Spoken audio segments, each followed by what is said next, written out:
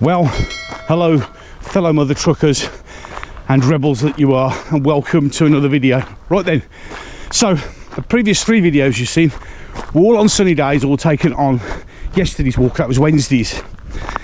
So today's the Thursday, the 22nd of August, and as you can see, weather's changed a bit.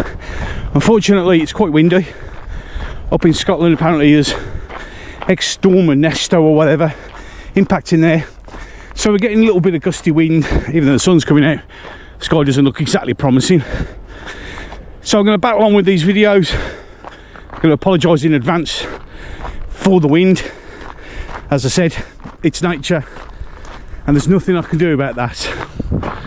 So Sky News is running a article at the moment, basically going, oh, looks like October's going to be bad with the budget. Well, you're surprised because exactly. Look, if you didn't think that Labour were going to absolutely rip you to pieces with taxes, like Rishi was warning, even though I don't like him, but his warning was correct, that they were going to tax us to oblivion, and they are. They've already took the winter fuel allowance off most of our old age pensioners, my mother included. So, although, won't lie, my mother's got the right attitude, which is, I'm just going to have the heating on and they can take me to court. It's fair play, can't argue with that. Any case, so they've come out with the usual, like every government has done. If you go back through it all, they all come out with the same line. Well, we've had a look at the finances and they're worse than we anticipated, and it's all the previous government's fault. They all do it. The fact that most people have woken up to that fact now is a good thing. They lie.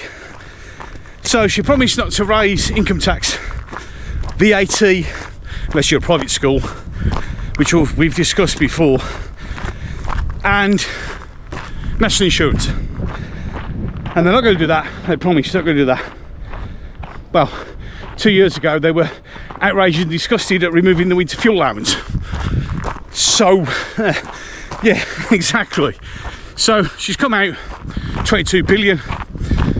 It's too much. I'm going to have to make tough decisions, which means what I've done is I've lied through the campaign, as all politicians do, and now I'm just going to go back on everything that I said I wouldn't do, and yeah, it's all your fault.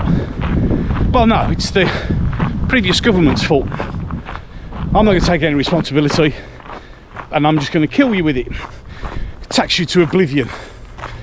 Quelle surprise. No surprise at all. And if you were genuinely surprised by this, where the hell are you? And clearly you voted for Labour, you crazy person, you. Any case, now the best thing is it's been quoted at £22 billion deficit. That's how much there's a hole in the finances. Okay, we've overspent. All governments do that. Labour even more so. And remember that, at least this time, Labour, when you came in, the head of the Treasury didn't leave a note on your desk saying, best of luck, no money left. Because that's what you do best, Labour. Bankrupt countries. They bankrupt us. Go through history and you will see when Britain's at its worst, it's under a Labour government. Because they have socialist ideas never work. They look good on paper, but in practicality, they never work, never have done, never will do. It's just the way of things. So, £22 billion, there's a hole, which of course, we as a taxpayer are going to have to fill. Because it's our fault that the government's overspent. It's very much akin to what happened at Birmingham City Council, where they went bankrupt because they wasted millions and millions upon millions of pounds on stuff that, well, quite frankly, Didn't work. So they're out of money. So the solution to the problem is, that's right, ladies and gentlemen, not to go, oops, cut back on spending. No, it's to raise the council tax up over 2 years by 20% to pay for their fuck up. As a new saying is, make it make sense. So in any case, 22 billion. There's a hole because of incoming. There's a big hole in the finances. So we're going to have to pay for it. Now, anyone who knows anything about basic economics could just do a quick study and realise that over 50%, I think it's 56% of the government's tax income is national insurance, income tax and VAT. So by saying I'm not going to raise any of those up, which is over half of my financial income stream, is a lie. Just isn't going to work. You know, basic economics prove that. So she's going to use the 22 billion pound it was worse than we thought bullshit line to raise them. She can do national insurance cleverly by just reversing the reductions that the Conservatives put in, which apparently was a tax relief. It wasn't. It really wasn't. But she could do that. And technically, being clever again, they won't need to raise income tax. What they're going to do is they've frozen the allowances. So if you start paying tax, you have to earn, I think it's what, £12,500. Well, they've frozen that for 5 years, and then what they're going to do is they're going to make sure that they increase your pay, so nearly all of you, except the protected demographic, of course, will go up into the next tax bracket, and you'll get a tax rise, but you won't have done it. Clever that. And VAT, well, she's going to do it on public schools, but that's going to backfire, because what that will do is the school's already under immense pressure, and whether you like it or not, due to the over 12 million extra people that have arrived in the last 10 years, and with no increase in infrastructure at all for anything, which Narinder Kaur, who goes, it's not the migrants' fault, it really is, because apparently you said tiny numbers. 12 million in 10 years is not a tiny number. Yeah, I mean, I think it's a couple of nearly 100,000 have arrived already, probably over that now, and these all had demand. So you will then have private schools closing left, right and centre, all these pupils needing to be educated in some way or other, going into state schools, which will overload the state schools, but more drain on resources, more drains on dwindling budgets, backfire huge. Of course, the only public schools that will stay are the ones that the MP send their kids to. They'll be all right. Oh, and the rich elite, of course.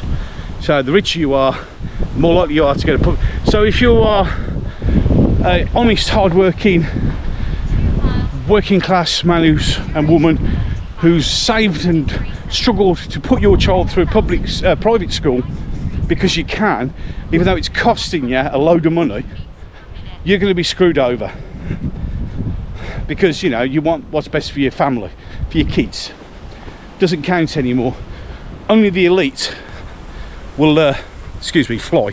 Only the elite will have any access to that, thus making the gap between the rich and poor even more huge.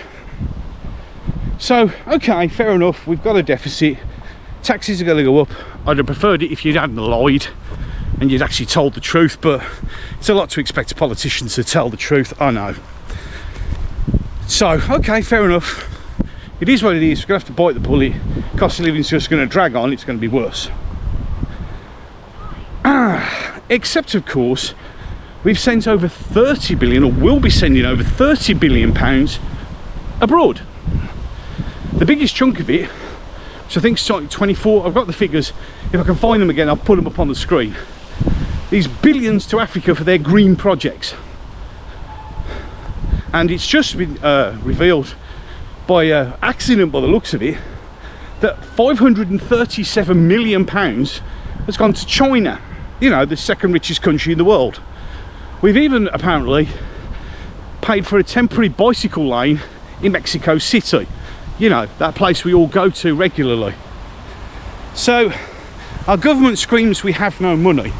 Our government screams we have a £22 billion deficit, but sends at least 8 billion more than that abroad.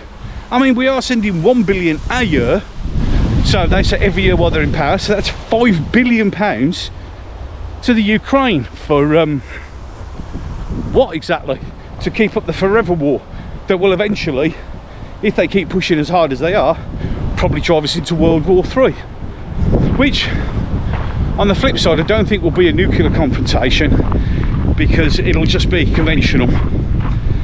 Because everybody knows what happens if nukes are fired, but if you back somebody into a corner and they got nukes, yeah. Any case, so the brass balls of these people to go, we got a 22, no, we got a 52. A £52 billion hole in our finances, of which over half of that is going abroad, and somehow the British taxpayer is responsible for the whole damn thing. I mean, they're sending all this money over to Africa for green projects. They ask you or I, remembering that we're being crippled by our own green projects. You know, like now, the wind farms, most of them won't be running now because it's too windy. I shit you not. Soon I'm going on holiday to Great Yarmouth, where I am, literally at the holiday camp. Over the water you can actually see a huge wind farm. Last year we were there, the turbines were on twice, and there was about 30 turbines there. Most of them were off. See, they work so well. They really do work so well. So there you go. So we're in a financial hole and they made it bigger, and somehow we've all got to pay for it, and they're not going to do that because they're not going to raise any of the taxes that provide 56% of the tax income. Oh, and don't forget, of course, I expect paper file for motorists to come in effect in October, probably the beginning of the year, which will raise billions. Ow, shit, just got stung. Ow. That hurt. So that'll raise billions, drive loads of people off the road, and cripple us even more. Any case, dangerous times, isn't it, ladies and gentlemen? I am literally getting eaten alive by bugs today. That one on the leg really hurt, and now it's itching like mad. Any case, I'm now about to finish lap 2. The recording of lap 1 got cancelled because of rather strong winds. So with that, I'm done. So until the next lap. This once great nation, eroded by time, with its crushed population.